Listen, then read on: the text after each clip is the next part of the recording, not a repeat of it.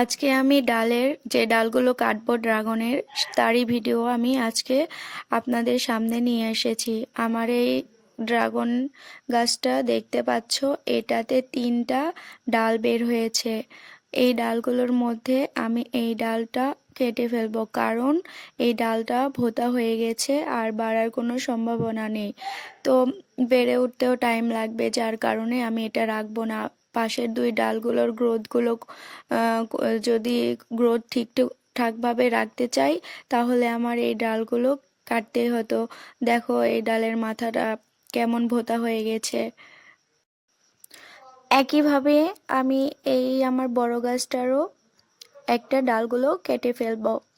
অন্যান্য ডালের তুলনায় এই ডালটা খুব ছোট থাকা অবস্থায় ভোঁতা হয়ে গেছে। এটা একটা ড্রাগন গাছের ডালের চিপাই পড়েছিল, যার কারণে এটা অনেক ভোঁতা হয়ে গেছে। তো আমি এই ডালটাও কেটে ফেলতেছি, এটাও রাখা যাবে না।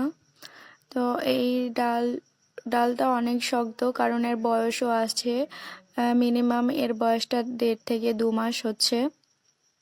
কিন্তু এই ডালটা আমি রাখতে চাচ্ছি না, কারণ এখান থেকে শুধু মানে পুষ্টি সংগ্রহ করছে, বেড়ে তো উঠছেই না, অন্য ব্রাঞ্চও আসতে সাহায্য করছে না।